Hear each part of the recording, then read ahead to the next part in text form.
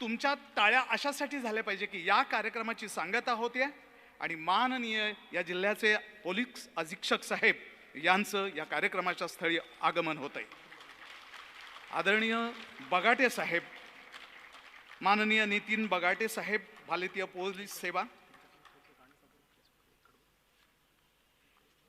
जिल्हा पोलीस अधीक्षक महोदय यांचं या जिल्हास्तरीय जलसा स्पर्धेमध्ये मनपूर्वक स्वागत.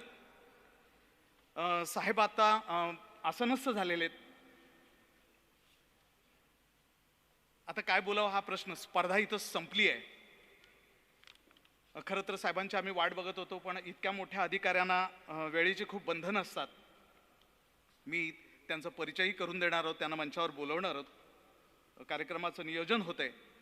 तत्पूर्वी माझ्याकडे 2 मिनिटं आहेत आणि त्या 2 मिनिटांमध्ये माझ्यापर्यंत माहिती आली ते आपणापर्यंत पोहोचवण्याचा प्रयत्न करतो. कार्यक्रमाचे मुख्य अतिथी म्हणजे आता बक्षीस वितरण समारंभाला उपस्थित असलेले माननीय नितीन बगाटे साहेब, भारतीय पोलीस सेवा, जिल्हा पोलीस अधीक्षक रत्नागिरी यांच्याविषयी 2 शब्द बोलताना खूप आनंद वाटतो. नंतर त्यांचा यथोचित सन्मान आपण करणार आहोत. मी परीक्षक महोदयांना विनंती करतो की हा कार्यक्रम चालू होईपर्यंत तुमचं तुम्ही कॅल्क्युलेशन करा. दुसऱ्या क्षणाला परीक्षणाचे इथं रिझल्ट जाहीर होईल.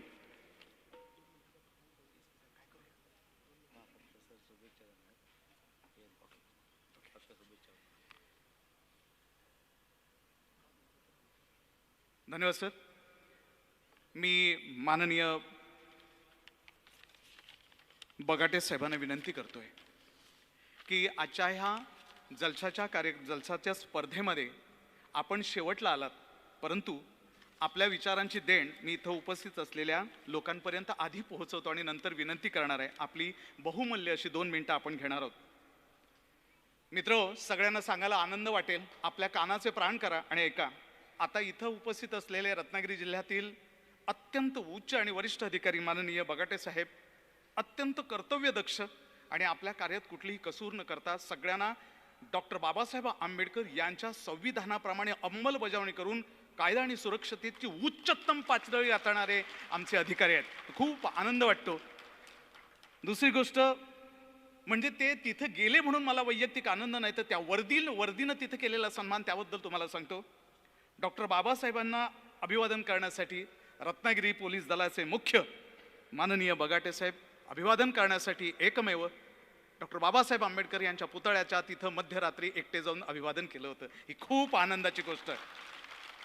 त्यानंतर ज्या कर्तव्याचं आता ते बजावणी करतायत त्यांचं जे ब्रीद आहे, सदरक्षणाय खलनिग्रहण आहे, या ब्रीदला, या वाक्याला सुशोभित असं काम करतायत. मला माहिती मिळाली आत्तापर्यंत साहेबांनी इथं बदली होऊन आल्यानंतर 24 उपक्रम राबवले, जे आज जवळजवळ राष्ट्रीय स्तरापर्यंत पोहोचून साहेबांच्या कार्याची वाखाणणी केल्यासाठी साहेबांना आपण मानवंदना करतोय. असे उत्तम प्रशासक, कर्तव्यदक्ष आणि या आपल्या रत्नागिरीमध्ये उत्तम कायदा आणि सुव्यवस्थेची अंमलबजावणी करणारे आमचे पालक आहेत. ते म्हणून आम्ही सुरक्षित आहोत. साहेबाला आपल्याला वंदन करतो आणि आपलं विनम्रपणे बोलवतोय की आपण मंचावर येऊन आपले 2 मिनिटाचे मनोगत व्यक्त करावं.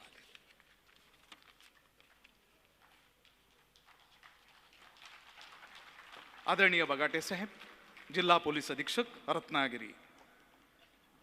Sound of the light please sir. आधी असं नसं असं.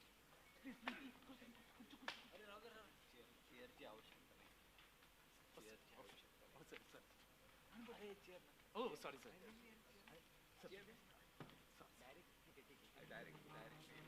मी आदरणीय साहेबांना विनंती करतो की आपले अमोघ 2 शब्द आमच्यासाठी.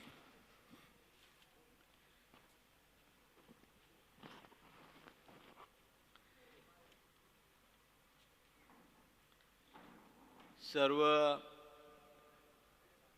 या हॉलमध्ये उपस्थित रसिक प्रेक्षकांना माझा मानाचा जय भीम.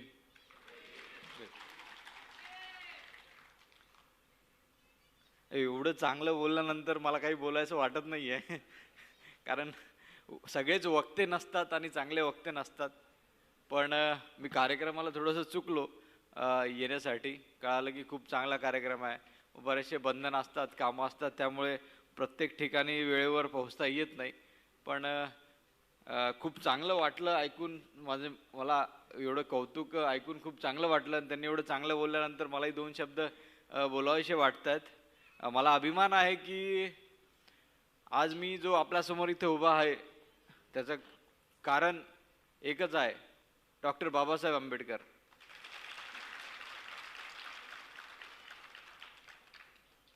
आपल्यासारखाच मी पण एका तळागाळातून, एका छोट्याशा खेड्यातून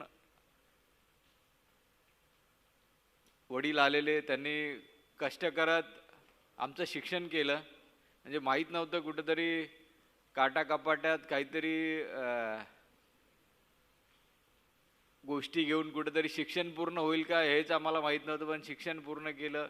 आणि मग इनफॅक्ट नंतर करता करता हळूहळू जशा गोष्टी उलगडत गेल्या, बाबासाहेबांचं चित्र नेहमी डोळ्यासमोर होतं की एवढ्या आपल्यापेक्षा कितीतरी हलाखीच्या परिस्थितीतून, एवढ्या चॅलेंजिंग परिस्थितीतून त्यांनी मार्ग काढत एका देशाचं संविधान लिहिलं. त्या देशाच्या संविधान लिहिणाऱ्या एवढ्या कर्तृत्ववान माणसांनी जी दिशा आपल्या समाजाला दाखवलेली आहे, त्या दिशेने चालणं, त्या रस्त्यावर चालणं हे एकच ध्येय घेऊन मी नेहमी पुढे आलोय. आणि न डगमगता न भीता सामान्यातल्या सामान्य माणसाला कसा न्याय देता येईल यासाठी मी लढत आलोय आणि यापुढेही लढत राहील.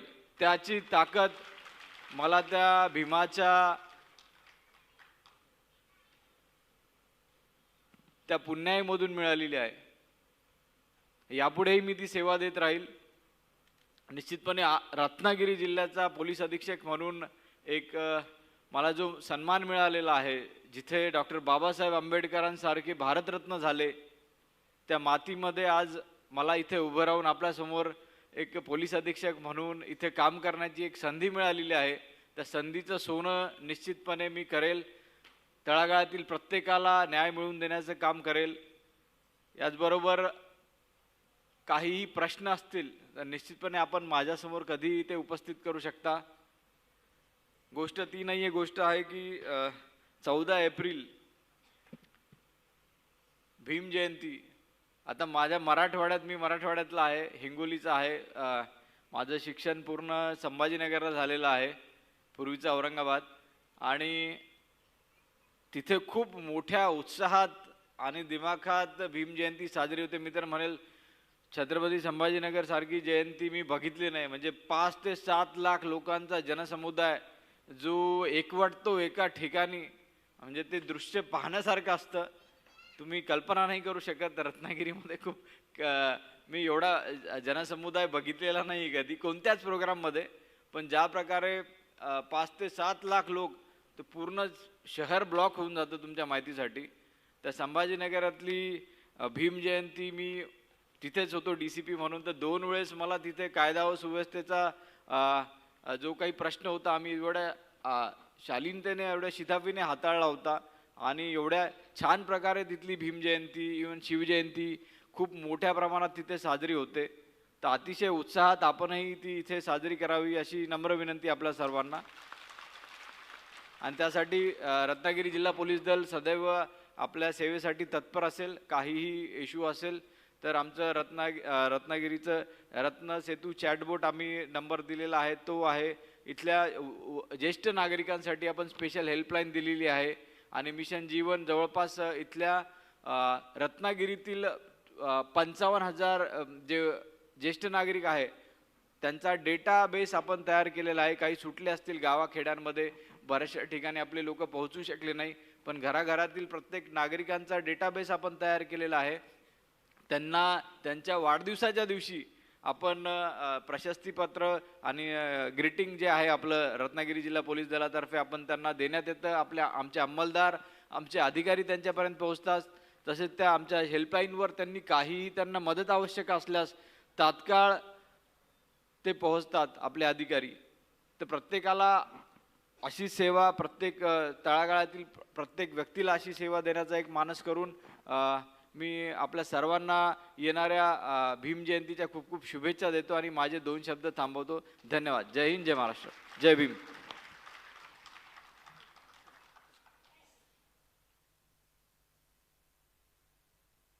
हॅलो, माननीय साहेबांना विनंती की आपण आसनस्थ व्हावं.